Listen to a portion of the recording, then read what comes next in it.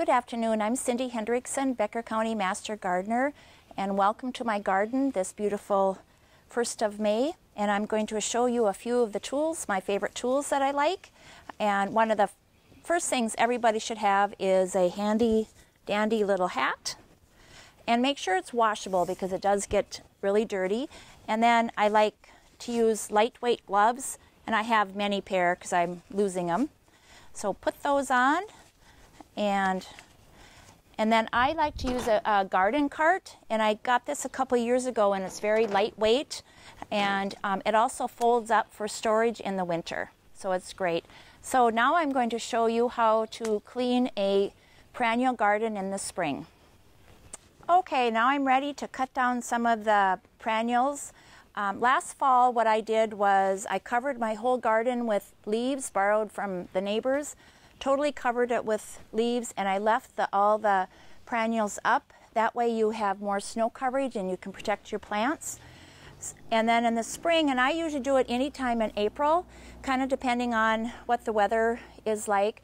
I noticed this year I started working in my gardens when the ice went off the lake, so that's a good time, which is, this year it was April 14th. So it's fun to start cleaning off your gardens and seeing what's growing underneath. And what I would do first is lay this lovely tarp out, and then you can just dump all of the leaves and stems on here, and then I just drag it over across the road. If you had a compost pile, it would be great just to put on your compost pile. And I mark everything, most things, because I can't remember from year to year. And many times when you're raking, those things come out of the garden. And you have to be careful. Right now there's quite a few plants up, so you don't want to step on them. But you would just start lopping away. And this is maybe the most physical part of doing your garden. These are all Joe Pye weed and butterfly bush. And it'll be amazing in a couple of weeks. All these will be at least 6 inches high.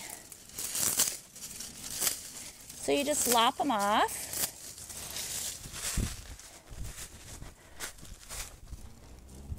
I had a beautiful lilac bush. This might be a little leftover of it.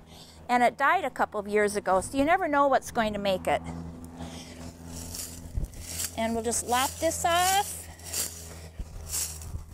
And sometimes I find the best tool is your hand.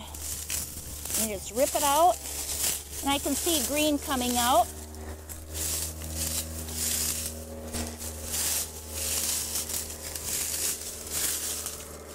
I have tulips coming in. This garden gets a lot of wind, so I have to be real careful of what I put in it. This is a lavender that I'm cutting down, and I can smell it. It's fragrant. And then after I get this all cleaned off, in about 2 weeks I'll plant some of my annuals. One of my favorite annuals to plant is a morning glory. Thank you for visiting my garden. This is Cindy Hendrickson, Becker County Master Gardener.